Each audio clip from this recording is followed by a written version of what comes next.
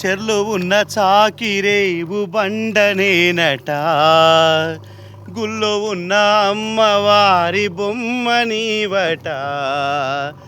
మనసును కడిగిన మురికిని కడిగిన రెండు రాళ్ళు చేసేదొకటే, పేర్లే వేరట.